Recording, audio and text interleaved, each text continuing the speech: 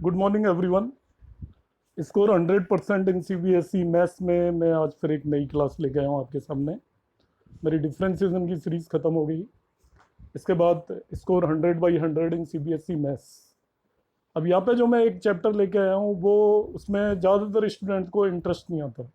ये आपका class 12th का सबसे बोरिंग चैप्टर माना जाता है और सभी स्टूडेंट्स इससे बचने की कोशिश करते हैं, एंड में जाके करने की कोशिश करते हैं रिलेशंस एंड फंक्शंस, क्योंकि ये थ्योरेटिकल चैप्टर है और वो 5-6 एक्सरसाइज हैं बुक के अंदर, जबकि क्वेश्चन हार्डली एक ही आता है बोर्ड एग्जाम के अंदर।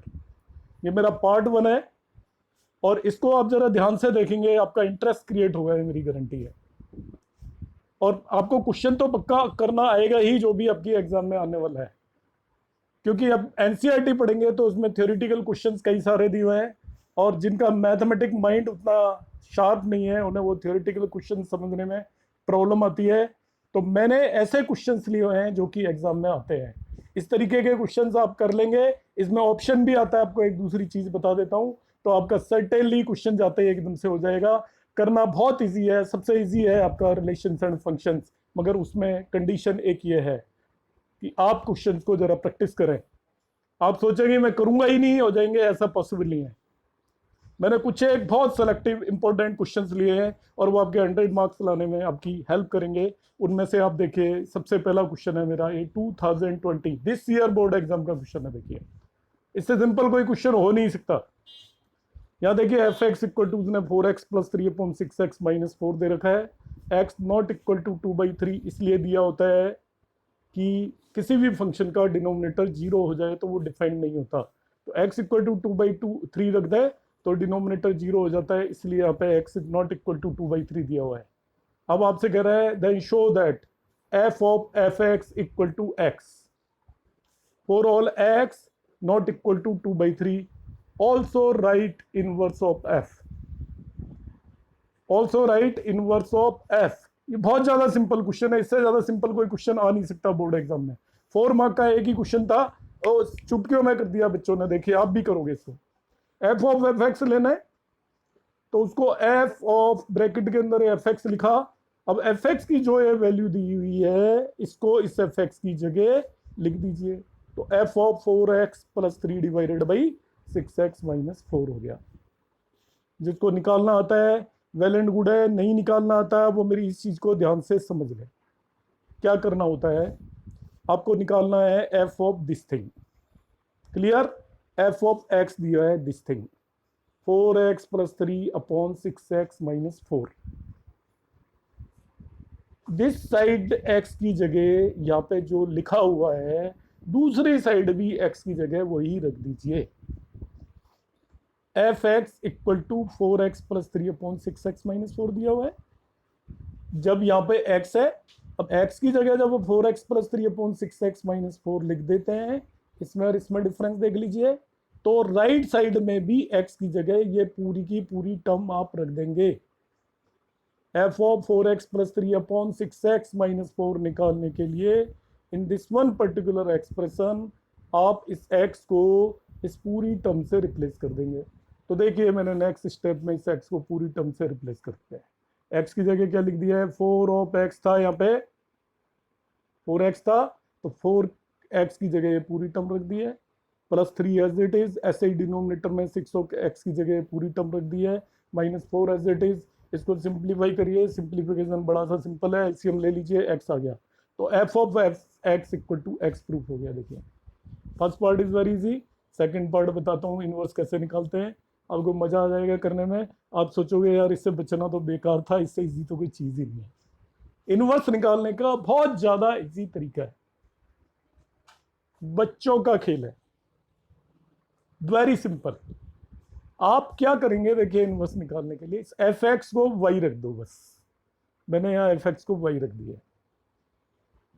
इनवर्स निकालना है इसका तो एफ एक्स को क्या रख दिया, y. Simple step, replace f x by y. अब आप इसको क्रॉस मल्टीप्लाई करें और x निकाल लें इन टर्म्स ऑफ y। मतलब पहले y ये दे रखा था इन टर्म्स ऑफ x, इसको सिंप्लीफाई कर लें। सिंप्लीफाई किया, ये इससे मल्टीप्लाई करके स्टेप्स आप कर ले कॉपी में खोल के अपने। तो एंड में x इंटू एक्स की वैल्यू निकालनी है इन टर्म्स ऑफ वाई। पहले वाई दे रखा है in terms of x, now I want to get x in terms of y, that is the only difference. Y दे रखा है इन टर्म्स ऑफ एक्स, अब मैं एक्स निकालूंगा तो इसी को क्रॉस मल्टीप्लाई किया, एक्स की टर्म एक तरफ की, वाई की टर्म दूसरी तरफ ले गया, तो एक्स इक्वल टू ये आ गया आपका। तो देखिए एक्स की जो भी वैल्यू आई है इन टर्म्स ऑफ वाई वही इनवर्स है। देखिए कितना इजी है, मैंने y in terms of x दे रखा था, x in terms of y निकाला, वही f इनवर्स है। तो f इनवर्स ऑफ x क्या हुआ आपका, f इनवर्स ऑफ x निकालना है तो इसमें आप y की जगह x रख दीजिए, f इनवर्स ऑफ y लिखना है तो एज इट इज इनवर्स होगा। तो आपके दो पार्ट इस क्वेश्चन के एकदम से इजीली आपने कर दिए। In this way we can find the inverse of any function. Inverse निकालने का बड़ा इजी तरीका होगा, एफ एक्स को वाई से रिप्लेस करिए, पहला स्टेप नोट कर लें जो मैं वर्ड बोल रहा हूँ, एफ एक्स को वाई से रिप्लेस करें फर्स्ट स्टेप, फिर एक्स निकाल लें इन टर्म्स ऑफ वाई। तो जो भी x in terms of y होगा यदि वो फंक्शन इन्वर्टिबल है तो वही एफ इनवर्स होगा। अब देखिए 2020 का दूसरा क्वेश्चन, बड़ा आसान एनसीईआरटी का एग्जांपल है, एनसीईआरटी का अनसॉल्व्ड एग्जांपल तो नहीं है, 1.2 का क्वेश्चन है। एनीवे आया है तो मैं वो सारे क्वेश्चंस पिक किए हुए मैंने, जिससे आपका कॉन्फिडेंस डेवलप होगी, है ही कुछ नहीं यहाँ पे। तो check if the relation on real number R a to b is such that a is less than b symmetric transitive, symmetric and transitive. Reflexive तो है ही नहीं है, रिफ्लेक्सिव क्यों नहीं होगी, कोई भी नंबर अपने आप से लेस तो हो नहीं सकती। रिफ्लेक्सिव के लिए क्या कंडीशन होती है, हर एक एलिमेंट अपने आप से लिंक होना चाहिए, अपने आप से रिलेटेड होना चाहिए। यदि ए एक एलिमेंट है तो आपका रिलेशन के अंदर ए एलिमेंट आना चाहिए। तो जैसे मैं 1 ले लूँ ए को, तो ये कंडीशन इस रिलेशन के अंदर वही एलिमेंट आएंगे जो इस कंडीशन को सेटिस्फाई कर रहे हैं, ए इज लेस देन वी, मतलब पहला वाला एलिमेंट दूसरे एलिमेंट से लेस हो। यदि मैं एक ऑर्डर्ड पेयर ए बी मानूं तो फर्स्ट वाला एलिमेंट दूसरे वाले एलिमेंट से लेस हो तभी आएगा रिलेशन में। तो मैं 1 1 लिखूंगा तो आएगा क्या, नहीं आएगा, बिकॉज 1 लेस देन 1 तो करेक्ट नहीं है। यदि 1 लेस देन 1 होता तभी आता है, इसलिए रिफ्लेक्सिव है नहीं। मगर अब ये सिमेट्रिक पूछ रहा है, क्या सिमेट्रिक है क्या, वो भी नहीं है। देखिए मैं बता देता हूँ, मैंने एलिमेंट मान लिए, observe that 1 is less than 2 मान लिया, तो 1 इज लेस देन 2 है तो 1 2 इस रिलेशन के अंदर आएगा। सिमेट्रिक के लिए क्या कंडीशन होती है, यदि कोई ऑर्डर्ड पेयर ए बी रिलेशन के अंदर है तो बी ए उसका अपोजिट ऑर्डर भी होना चाहिए। रिलेशन के अंदर है का क्या मतलब है कि वो रिलेशन की दी हुई कंडीशन को ऑर्डर्ड पेयर सेटिस्फाई कर रहा है। जैसे 1, 2 एक ऑर्डर्ड पेयर लिया, उसको मैंने रिलेशन में रखा, तो देखेंगे 1 लेस देन 2 होता है तो वो इस गिवन कंडीशन को सेटिस्फाई कर रहा है, सेटिस्फाई कर रहा है, इसका मतलब 1, 2 हो सकता है। अब इसका रेसिप्रोकल अपोजिट ऑर्डर क्या हो गया, 2, 1, तो क्या 2, 1 इस कंडीशन को सेटिस्फाई कर रहा है, क्या 2 लेस देन 1 है, 2 लेस देन 1 नहीं है, इसलिए 1, 2 तो इस रिलेशन के अंदर आएगा, मगर 2, 1 इस रिलेशन के अंदर नहीं आएगा।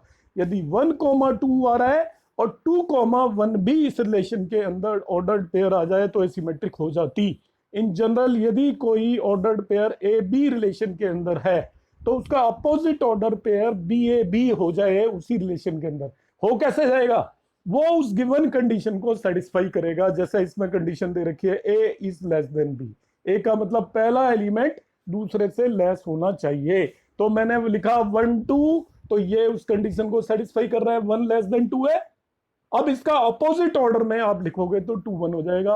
क्या 2 1 इस कंडीशन को सेटिस्फाई कर रहा है, 2 इज लेस देन 1, तो आप फाइंड करेंगे कि नहीं कर रहा, नहीं कर रहा तो वो रिलेशन के अंदर नहीं आएगा। इसका मतलब 1 2 है 2 1 नहीं है, it means this relation is not symmetric. Symmetric relation वही होगी जिसमें यदि एक ऑर्डर्ड पेयर 1 2 है और 2 1 भी हो तो वो सिमेट्रिक होगा। उसको हम लैंग्वेज में लिखते हैं 1 2, यहाँ पे देखिए लैंग्वेज में लिखा है 1 2 belongs to R but 2 1 does not belongs to R. आपको समझ में आना चाहिए 2 1 क्यों नहीं बिलोंग कर रहा है, ये ई बना के एप्सिलॉन बना के कट कर दिया है, मतलब does not belongs to, R is not symmetric. 1 2 belong क्यों कर रहा है, because 1 is less than 2, relation की कंडीशन क्या है, a is less than b, क्या 2 1 उसको सेटिस्फाई कर रहा है, नहीं कर रहा। अब तीसरी चीज पे आ जाते हैं, ट्रांजिटिव चेक करेंगे।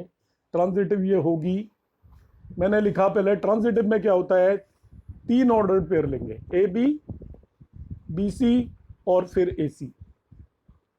3 ऑर्डर पेयर लेंगे, A B, B C and A C. तो देखिए ए लेस देन बी है, यदि A B belongs to R का मतलब ए लेस देन बी हो गया, B C belongs to R का मतलब बी लेस देन सी हो गया। तो ए लेस देन सी हो जाए तो ए बिलोंग्स टू आर होगा, वो ट्रू होगा, कॉमन सेंस की बात है। ए यदि बी से लेस है और बी सी से लेस है, आप कोई भी अज्यूम कर लीजिए, जैसे ए 1 है, बी 2 है और सी 3 है, तो 1 is less than 2, 2 is less than 3, तो 1 विल बी लेस देन 3 होगा।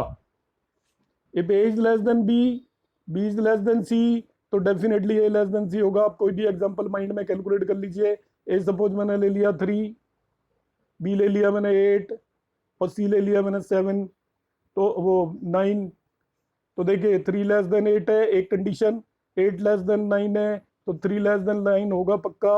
If A is less than B, B is less than C, तो definitely A less than C होगा, ऑलवेज होगा ऐसा। आप कोई भी नंबर कंसिडर करोगे, इसलिए रिलेशनशिप क्या होगी आपकी, ट्रांजिटिव हो जाएगी। ये आपका क्वेश्चन नंबर 2 हमने कर दिया। अब आ जाते हैं हम 2019 पर। 18 का काम, 20 का काम खत्म।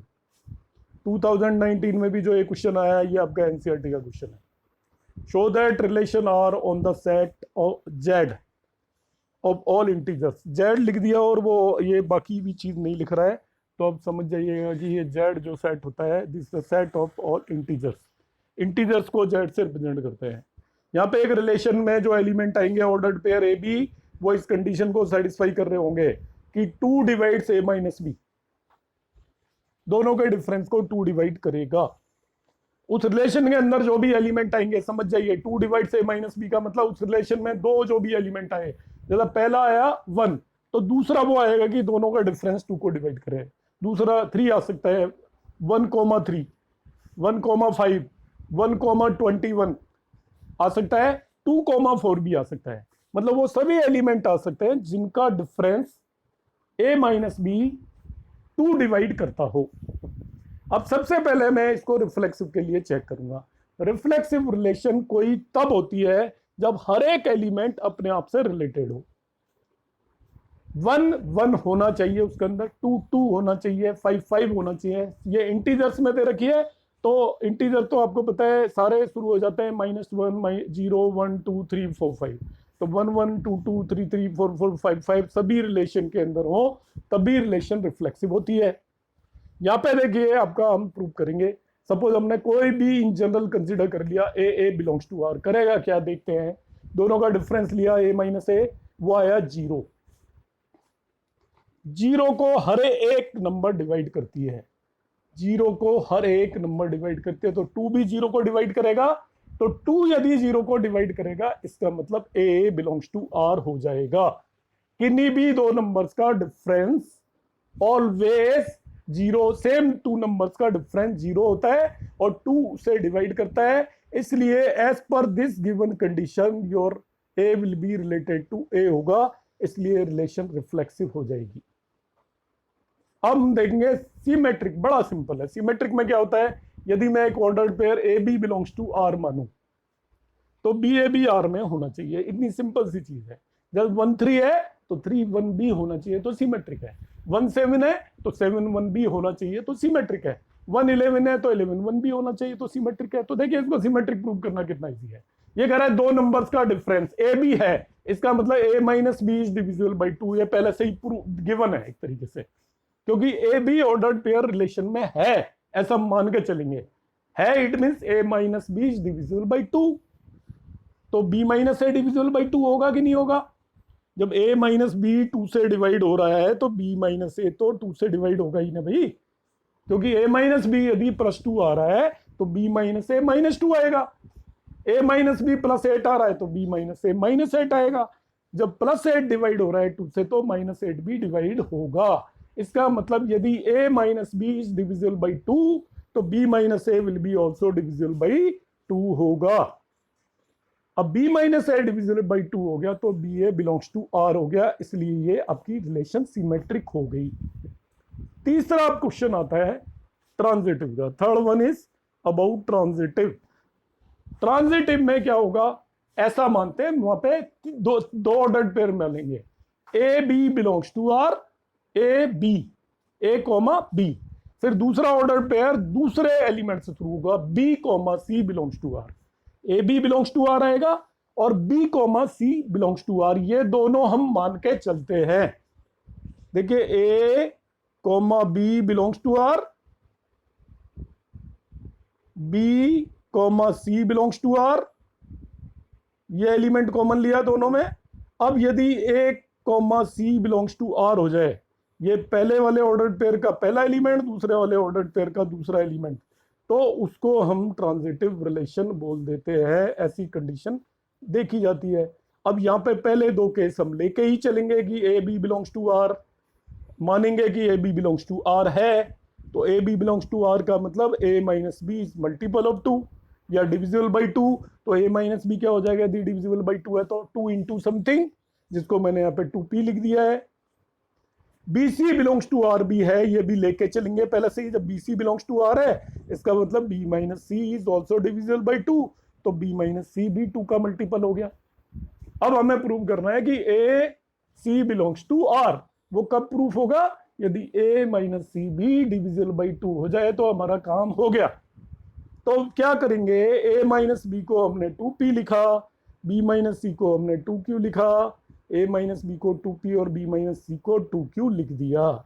ये दोनों आप इन्हें ऐड कर दो, बस इसको और इसको ऐड कर दो। नीचे मैंने ऐड कर दिया, देखो लेफ्ट साइड में तो ए माइनस बी प्लस सी आ गया, राइट साइड में 2 इंटू पी प्लस क्यू आ गया। इन दोनों में आप देख लीजिए, बी से बी कट जाएगा, बचेगा ए माइनस सी, बी से बी कैंसिल आउट हो गया और ए माइनस सी बचा। तो A minus C is equal to देखो 2 इंटू पी प्लस क्यू आ गया। सिंपल कैलकुलेशन की हुई है, कॉपी पेन लेके करेंगे इनको। जब भी आप मेरा वीडियो देख रहे हैं, स्लो करिए वीडियो को, कॉपी पेन से लिखते जाइए, समझते जाइए जो मैं बता रहा हूँ। तो A minus C divisible by 2 हो गया कि नहीं, 2 इंटू समथिंग कुछ भी हो जाए वो डिविजिबल बाई 2 होता है, इसलिए A minus C belongs to R हो गया। तो देखिए ये रिलेशन हमारी रिफ्लेक्सिव भी थी, ये रिलेशन हमारी सिमेट्रिक भी थी, और ये ट्रांजिटिव भी थी। जो तीनों कंडीशंस को सेटिस्फाई करती हो उसे इक्विवेलेंस रिलेशन बोलते हैं। इक्विवेलेंस में रिफ्लेक्सिव होता है, रिफ्लेक्सिव में every element should be related to itself. दूसरा symmetric, if A is related to B तो B must be related to A. और transitive, if A is related to B, B is related to C, then A must be related to C. In this way, we can prove a given relation as a symmetric, reflexive, symmetric and transitive. ये मैंने question number 3 करा दिया आपका। अब इससे मिलता हुआ ही question number 4 है, ये भी रिलेशन का। देखिए लगातार तीसरा क्वेश्चन रिलेशन का, ये भी 2019 में आया, किसी और सेट का क्वेश्चन होगा ये, ठीक है। तो ये क्वेश्चन आपका देखेंगे, ये बड़ा इजी है। यहाँ पे लेस की जगह जो मैंने पीछे कराया था वो का वही क्वेश्चन है, मगर उसमें वो ट्रांजिटिव नहीं था, जो भी ध्यान नहीं आ रहा मुझे, ट्रांजिटिव नहीं था शायद। अब यहाँ पे देखेंगे हम, show that the relation R on R, R on R, on R का मतलब रियल नंबर्स, डिफाइंड बाई एक ordered pair A B, ordered pair A B, मतलब A will be related to B if A is less than equal to B, is reflexive and transitive but not symmetric। तो reflexive ये होगी। पीछे जो question कराया था उसमें a less than b था, वो रिफ्लेक्सिव नहीं था। अब a is less then b है, देखिए हर एक एलिमेंट अपना आपके इक्वल होता है, इसलिए ये रिफ्लेक्सिव हो गया। a बिलोंग्स टू r हो जाएगा। a बिलोंग्स टू r के लिए क्या चाहिए था आपको, इसके हिसाब से a must be less than equal to a होना चाहिए था कि नहीं। a must be less than equal to a होता है कि नहीं, बताओ। लेस तो नहीं होता मगर इक्वल तो होता है, इसलिए हर एक एलिमेंट अपने आप से रिलेटेड हो जाएगा। That is why this relation is reflexive. ये रिफ्लेक्सिव कर दिया इसने। अब मैं इसको ले रहा हूं कि ये सिमेट्रिक नहीं होगी, प्रूव कर रहा हूं एग्जांपल से। 2 लेस देन 4 होता है, तो 2,4 इस कंडीशन को सेटिस्फाई कर रहा है। 2,4 is satisfying this condition because 2 is less then 4, मगर 4,2 is not satisfying because 4 less than 2 नहीं होता।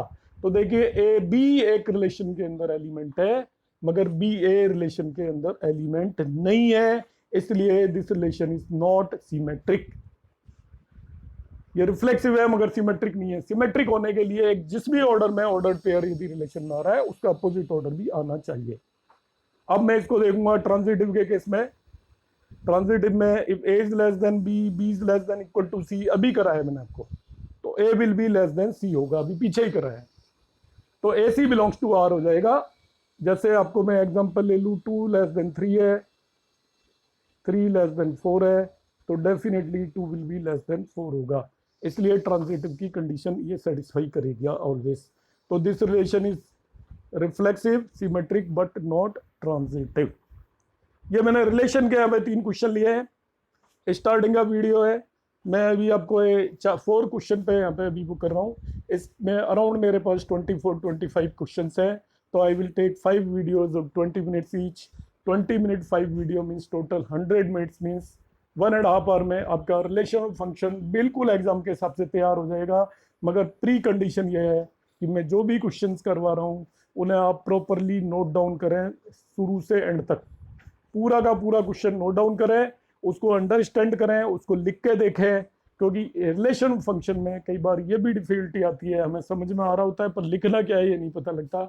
इसलिए मैंने जितने भी क्वेश्चन सेलेक्ट किए हुए हैं, 22-23 क्वेश्चन है पूरे चैप्टर में, कितने सारे क्वेश्चन है, एक एक एक्सरसाइज में इतने क्वेश्चन है, मैंने केवल इतने ही लिमिटेड क्वेश्चन पिक किए हैं। मगर ये वो क्वेश्चन हैं जो कि एग्जाम में सर्टेनली आते हैं। इनमें से ही आपका रिलेशन का एक क्वेश्चन आएगा, फंक्शन का एक क्वेश्चन आएगा, ऑप्शन में दोनों में से आपसे एक पक्का हो जाएगा यदि आपने मेरे क्वेश्चन ध्यान से करे।